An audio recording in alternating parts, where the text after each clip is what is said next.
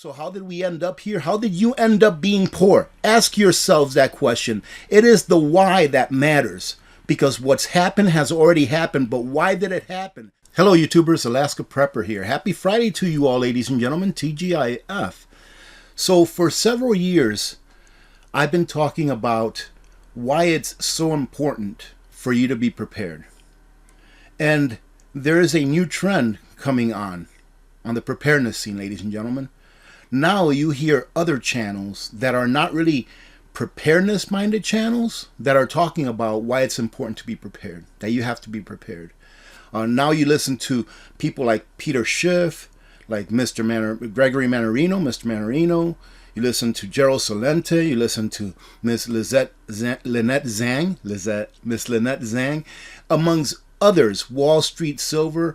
You hear a lot of these other financial channels that were not really in the realm of preparedness, sustainable preparedness, you know, like for sustenance and things that you need, but they were in the realm of financial preparedness. They're now talking about get prepared, get things that you need, because what we're headed into is going to be a situation where you need to have stuff. And not just money, not just precious metals and things like that, but you need to actually survive a time frame, a period of time where you're actually going to need stuff, because it's just not going to be available, or else it's just going to be out of your price range.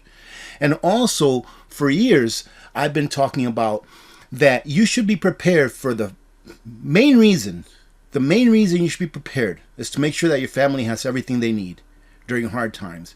But I've also touted for years, if you've been following me this long, that one of the main reasons why you should be prepared is to preserve your sovereignty, so that you can have control over those things that you can control when you lose control of other things that are out of your reach. For example, let's say that the electrical grid went down. Can you control the electrical grid from going down? No, you cannot. But can you control having a backup for electricity in your home? That way, if the electrical grid goes down, you can still have electricity in your home. So I've been touting about being able to control those things once there's a failure in the system and the infrastructures that you rely on. I've also touted about why you should be prepared in order to preserve your sovereignty, so that you don't have to do something that you would not otherwise do because of the situation that you're in. And I've also said often, I know I'm saying a lot of also said, right? But please hear me out, because it's important. And I've also said often that most of the crises that we will see going ahead, and for the last several years, are crises that were put there in order for the government to have a final outcome, to have what it is that they want in the end. You see, they work slowly but surely. They prepare on their own in order to be able to control the population and have the population do what they want them to do. So if you're prepared, this really upsets me. You're not going to have to put out your hand to the government and to other institutions that have what you need, because you already have what you need. And therefore, you're not in a position where you have to submit to them in order to continue to live. Now, I want to talk about, you already know what this video is about, all right? But I want to talk about, how did we get here? How did we get to a point where supermarkets are now, and most major supermarket chains, they're like monopolies, right? They're like all over the place, and they're controlled by pretty much one of 4 or 5 different entities. Like I do believe here in the United States, I believe that the meat packers, right, or you know, the meat processing plants in the United States are controlled by like 4 different companies, like 85%. So we don't have too much say as to where we get our beef, unless we have other outlets. Like we have friends that are farmers or ranchers that we do business with that live near us. You're pretty much stuck with what you got, right? And throughout the years, they've been manipulating the system in order so that one day you will be in a position where you have to say, yes, I'll eat those bugs because I can't afford real food. But how did we get here? That is the question you have to ask yourselves. When you are putting those crickets in your mouth, when you are putting those cricket burgers and mealworm burgers in your mouth because you're so hungry that you can't say no, how did you get here? Well, we could think of a lot of different things. They're going to start offering people in the United Kingdom crickets and worms and insects for food in order to be able to help out the poor through this winter. Well, how did you get to being poor? We can talk about a lot of different things. Inflation, which is a monetary phenomenon that is instituted by both the government and the Federal Reserve, which in my opinion, they're one and the same. And when I say Federal Reserve, I would say central banks, because almost every country on earth has a private central bank. So they use inflation to steal your wealth, to make you poor year after year after year. And you become poor that way. Well, how else? Well, in the last couple of years, close to 3, they used a certain thing that made most businesses, at least 50 to 60% of the businesses, and here I'm talking about the US, but I'm sure that these numbers extend outside of our borders, that made 50-60% of the businesses go out of business to never reopen, making that portion of the middle class poor. And what else do they use, ladies and gentlemen? They use tactics in order for our family farmers to be put out of business so that big farming corporations can buy out their farms and make it even a bigger monopoly. And what else are we talking about, ladies and gentlemen? A fuel crisis. How did this fuel crisis come about? Because all of these things that I'm talking about, they add up to people becoming poor, from people being able to go out there and work a job and earn a living and have some kind of self-worth where they say, yes, I can do this, I am sovereign, where now they are having to consider to eat bugs in order just to make it through the winter. So how did we get to this fuel crisis? Well, we got to it a couple of different ways. Number one, they keep pushing their agenda to have zero carbon in the atmosphere by 2050. Remember, net zero? And that's my opinion, of course. That is 100% my opinion, and I have to say that because I'm in the internet, but I believe that their agenda is to get to zero carbon by 2050, as I believe they stated in several postings. However, that is my opinion. Do you think that they don't know that if we get below 200 or 180 ppm of carbon in the atmosphere, carbon dioxide in the atmosphere, that is detrimental to life on Earth? But I digress. So they start pushing this agenda of using less fossil fuels and using other alternative fuels, renewable energy. And then when that agenda fails, because they understand that we need fossil fuels, then they go back to coal, which is even worse than the fossil fuels that we were using before.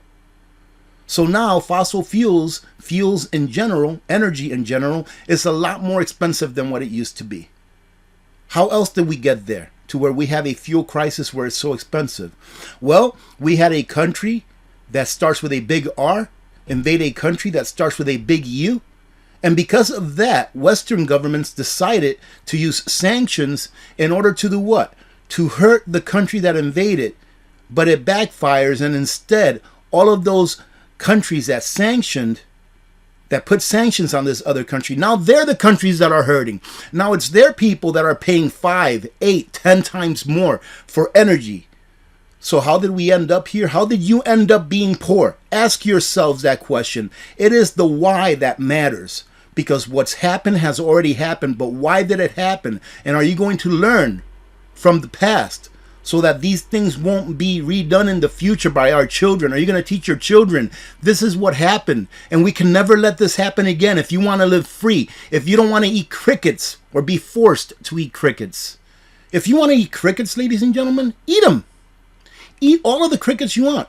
I know we have a lot of them. I mean, the only competition that you have for crickets is probably like birds and owls and field mice and things like that.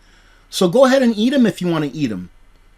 But don't allow any entity whatsoever, be it government, be it banks, be it supermarkets, be it lobbyists that lobby for these companies so that they can make money on your back, to dictate to you what you can and cannot do. Ladies and gentlemen, let's take a quick break from this video so that I can go over what happened with the video that I put up about 2 weeks ago. I think it was October 5th, in order to raise money for Grindstone Ministries, who is going to Florida to help rebuild a couple of homes that were hit really hard by Hurricane Ian. Now, for those of you that were not here before then, let me just go ahead and take a quick minute to fill you in. Grindstone Ministries is a ministry out of Oklahoma, and it's run by Bear from Bear Independent YouTube channel. Go check them out. I'll go ahead and leave the link to their channel up here on the right hand corner. You should see it pop up right now. All right. They use donations in order to help people. Right, in order to help people that have been devastated by hurricanes, by weather events, and also to help children that have been abducted into the slave trade, I guess you can say, and who are survivors of that. Right, so I have a lot of respect for this ministry, and it is why I have no problem donating to them. So anyways, I put up this video that you see right here. This is the thumbnail, and as promised, I took it down about 2 weeks after I put it up.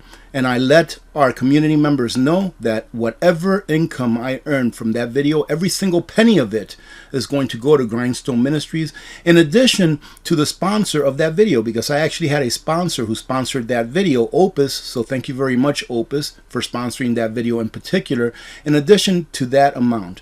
Now, the Opus company provided me with about $283 before taxes for that sponsored video. And in addition to that, as you can see right here, that video grossed $220.15. So let's say it's about $500. Now, I was personally hoping that this video would blow up. I was hoping that people would just come and watch this video, because the premise behind it was that if you let an ad or run through on that video and a lot of people watched it, that it would make a whole bunch of money, and that we can use that money to donate to Grindstone Ministries, and they could use it to help people in Florida that need their houses renovated. Unfortunately, it didn't make as much as I was hoping that it would, but thank you very much to those of you that actually went there. As you can see here, that video got 14,700 or so views, and it generated $220 in ad revenue. So I'm going to use that money, along with the money that the sponsor paid for that video, to donate to Grindstone Ministry. It comes out to about $500. Well, ladies and gentlemen, unfortunately, I wanted it to be a lot more than that. And I told myself that no matter what it was, that I was going to go ahead and donate on behalf of the Alaska Prepper community, on behalf of us. I was going to donate $5,000 to Grindstone Ministries. And unfortunately, I wasn't able to donate $5,000 because that's just not how things worked out this month on my budget. However, I did the best that I could. I went ahead and donated, as you can see here, $3,000 in addition to the processing fee that they charge for that donation. So I'm not doing this in order for any of you. Please do not do this. Please do not go over to Grindstone Ministry, or do not go over to Bear Independent and say, hey, AP donated this much. That is not what this is about. This was about the Alaska Prepper community coming together to do some good for people that are in a bad situation, and donating to a ministry that does what they say they do. All right, ladies and gentlemen, so I told you all that I was going to be very transparent about this during the beginning of this, I guess you can call it, mini campaign, and that is why I'm showing you this. I'm not showing you this to tell you, hey, look at what I did. Absolutely not. Any of you that have been here for a while already know that that's not what it's all about. It's about preserving humanity. So I wanted to show you this so that you can see what was actually donated, and you know that I used every penny that was generated on that video to go towards Grindstone Ministry, and the difference between what was generated on that video to include the sponsor. In addition to that, I want you to know, ladies and gentlemen, and I wanted to say thank you, because it is because of you that we were able to raise this donation up to $3,000 instead of the $500 that this video generated. So having said that, let's go back to our video. And I do apologize for my mini rant. I am just I love people and I love freedom. And what I see happening is not good. So let's go back to the video. It's incredible that we are where we are, but it's not surprising, I would say. And I'm trying to wake people up the best that I can, trying to allow people to wake up to the fact that they need to prepare. Well, I guarantee you this, there will be people, not only in the UK, but in other countries as well, that will be involuntarily eating these bugs because they cannot afford real food over this winter, because of the position that they're in, because of the regulations, because of the actions that their governments, that our governments have passed. And now you will bear the blunt of what's happened because of these regulations and policies and actions taken by our governments. And if you're in the United States and you say, I will never eat bugs, then you better be prepared. If there's any better reason why you should be prepared, it's because you want to preserve your sovereignty, your freedom, and of course you want to make sure that your family has what they need. Well, now in the UK, major supermarket chain is planning to sell bugs as food to help poor people through winter. And again, I ask you, are you asking the question why? Why are there poor people through the winter? Why are there people that will not be able to afford to eat this winter? Because I guarantee you that those people that are in power will not be eating crickets involuntarily, meaning that that's the only form of sustenance they can afford. They'll be eating whatever they want. You have to wake up to the fact that the people that you elect don't give a damn about you. I know there's always a few that do, that honestly and truthfully do. But in my opinion, they're allowed to enter those positions so that it looks like you have a choice when you really don't. A major supermarket chain in the United Kingdom is finalizing plans to stock insects on its shelves and market them as cheap food source for people struggling to afford to feed their families amid soaring inflation and the cost of living crisis. But why is there soaring inflation? And why is there a cost of living crisis? Why, ladies and gentlemen? Have you asked yourself that? Well, when you go to put those crickets in your mouth because you can't afford a hamburger, even hamburger, one of the cheapest meats that there is, or maybe it's called minced meat in the UK, but this is not just about the UK. This is about everywhere. When you go to put those crickets in there because you can't even afford the cheapest cut of meat that a couple of years ago, that 3 years ago was cheap comparatively to what it is now, ask yourself why. The Daily Mail reports that Aldi is considering stocking edible bugs and providing recipe kits for parents to prepare worms and crickets for their hungry children. Potential products in the range include sustainable cricket burgers, boy, that sounds so good, as well as nuggets and mince. Just when you thought this couldn't get any more dystopian, the supermarket is involved with a TV game show in which insect farmers will pitch the bugs as the next big thing for Aldi, according to the report. Propaganda. One of the contestants commented, "We're on a mission to change perceptions of insects as food. They're one of the most sustainable protein sources in the world." He further claims that crickets contain more protein than beef, adding, "We want to take bug consumption mainstream. If we're able to get in front of Aldi's audience, that would be an amazing opportunity. You are being programmed just like you've been programmed all your life." Why in the world do I have to be told that something is good for me 1,000 times?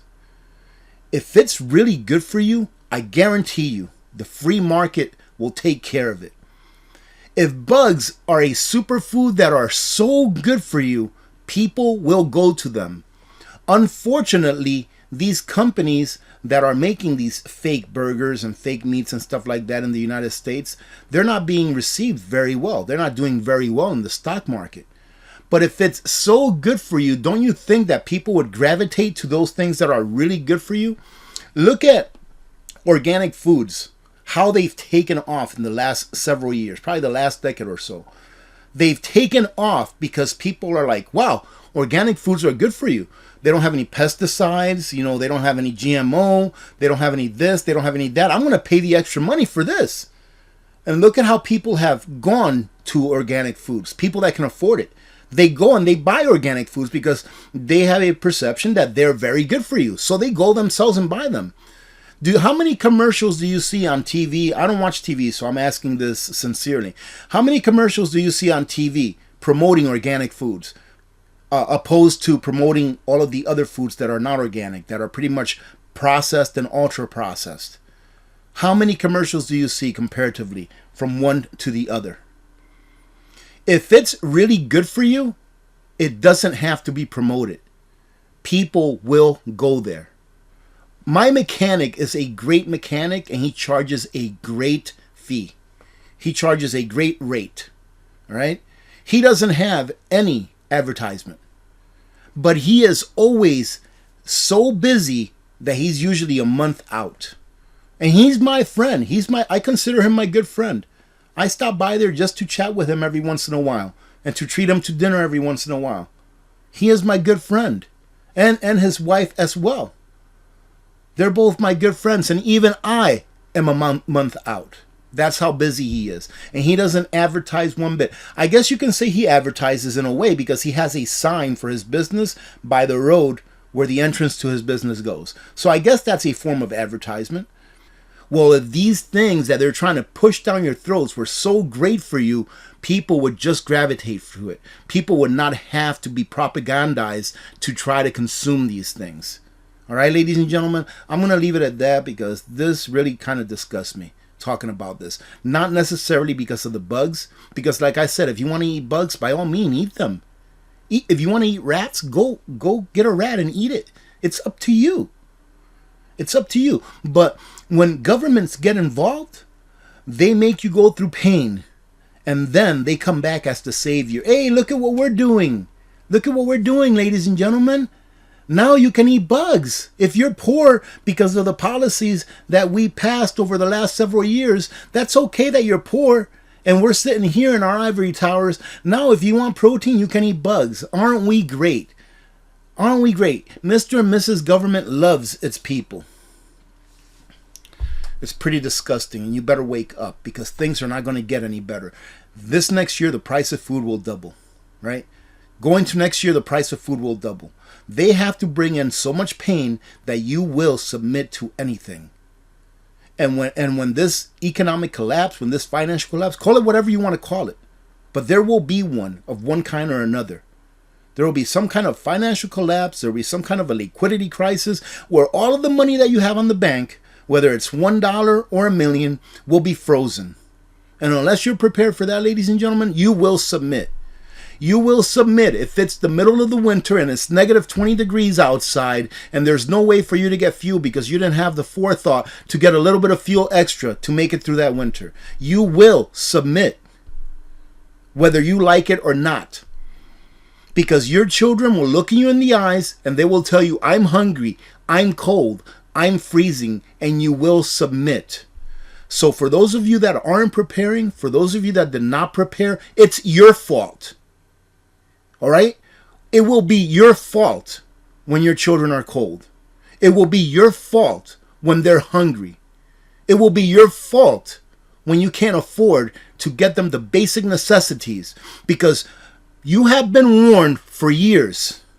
And I do understand that the power of propaganda is a very big power that the government has pretty much made into an art form. But you have been warned. And for everyone that's ever been on the comments section saying how crazy people are that are trying to get you to prepare for the hard times that are coming, for those of you, you were warned years ago. You've had no excuse. I would feel more empathetic towards someone that's just been asleep their whole lives because they just haven't woken up because of their situation. Maybe they've had to work 2 or 3 jobs. And they've never really been woken up to the fact that their labor has been stolen. They never woke up to the fact that when they had 1 job and then they had to switch to 2, why was that? Maybe they never asked that question. And then when they had 2 jobs and they had to switch to 3 to keep the same standard of living or even less than what they had before, they never had the gumption to ask, why is this happening? Those people I would feel more empathetic towards than you. You, the ones that are going to come on here in the comments and say, oh, you're crazy. Oh, this is never going to happen. Well, it's happening right now, and it's going to get worse. I hope to see you this afternoon during our live stream. Maybe we can talk a little more about this during our live stream, and I will promise, well, I can't promise, but I'll try to keep calm. I'm passionate about this because I love humanity. I love people. And we're going down a road that is going to be irreversible pretty soon. And once it becomes irreversible and they decide to pull the plug, you're going to get stuck with what you have. You will get stuck with what you have for a while, for a long while, long enough where you will submit if you weren't prepared. and where you will say, yes, I'll take that loaf of cricket bread off your hands. And here, let me give you my firearm for that loaf of cricket bread. That's going to be the next thing. When people get so desperate for food, they're going to come out. And when I say they, I mean the clowns. Yeah? They're going to come out and they're going to say, hey, we're going to go ahead and do a food drive. We're going to give you $1,000 worth of food, which by that time, it'll be maybe 2 grocery bags if you turn in a firearm. And they will get them that way as well. And people will. People will turn them in for food because they'll be that hungry. Having said that, again, I hope to see you this afternoon during our live stream. God bless every one of you. TGIF. Ladies and gentlemen, there is hope. There is hope, but only if you prepare. Because hope without getting prepared is just hope. God bless every one of you.